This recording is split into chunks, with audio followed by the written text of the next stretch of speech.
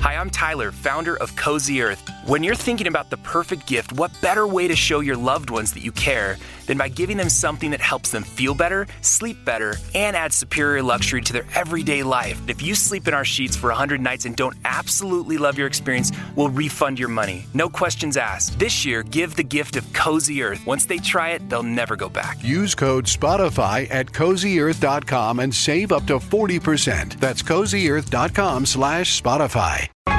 A common sense recap of the day's biggest stories. It's John Catsimatidis and Rita Cosby.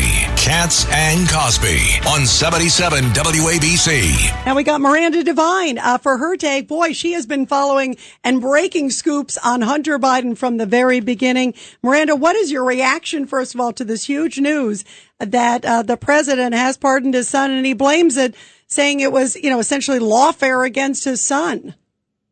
Well, it's laughable, isn't it? I mean, I think it's the least surprising news of the decade.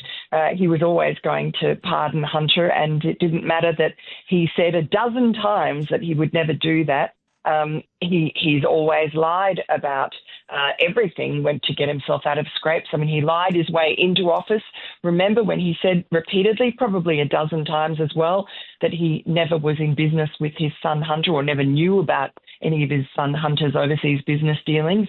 So we've come full circle. I don't find it a surprise, but there's breaking news just out, which is that the special counsel, David Weiss, has rejected the pardon, and he rejects the suggestion that he selectively prosecuted Hunter Biden. He's made some filings in court where he objected to dismissing the charges.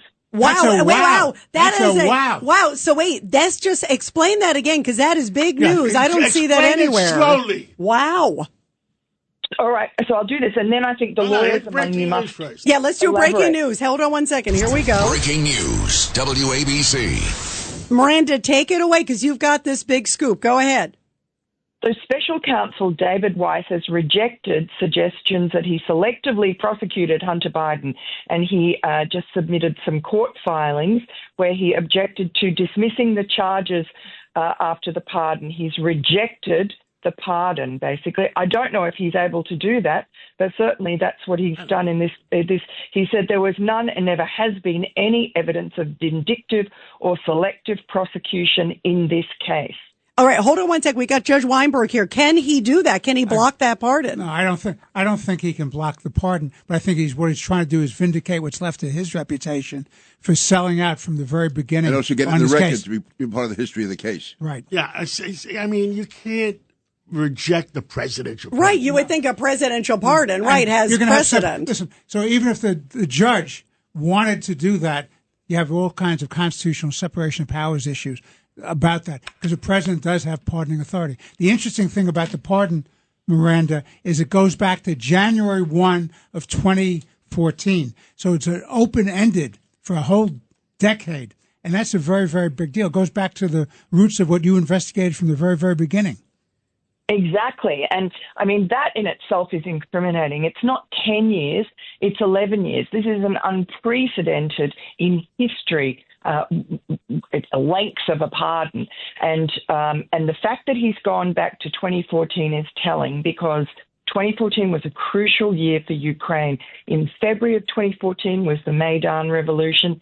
And after that, Joe Biden became basically the emperor of Ukraine. He was the vice president of the United States. Barack Obama had tasked him to have carriage of Ukraine, basically to be the big poobah. Ukraine was now totally dependent on the West, on the United States for its money. It was broke. And what does Joe Biden do? Well, 4 months later, in April, Hunter Biden goes onto the board of that corrupt Ukrainian energy company, Burisma, is paid $1 million a year. And that's the most corrupt company in the most corrupt country in Europe. And Joe Biden would fly into Kyiv all the time, and he would lecture the Ukrainians on corruption. He would say corruption is a cancer. And they all knew that his son was sitting on the board of Burisma. Wow. That had to be embarrassing to our own country. It is. Miranda, this is Pete King. I have a question. Do you think that the New York Post, Bob Alinsky, and you are going to get formal apologies finally? Who from? No way. Right.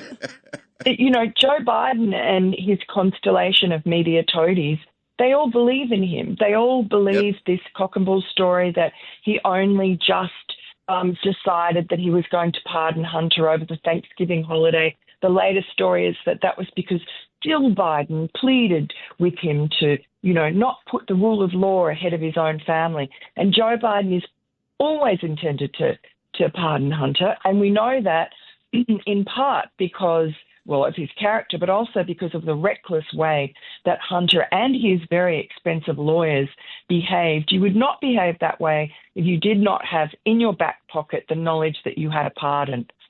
Yeah, it's really incredible to see what's happened. Thank you also for the big breaking news. Miranda, thank you very much. We appreciate it. Thanks for all the great work you did on this, really. Thank you.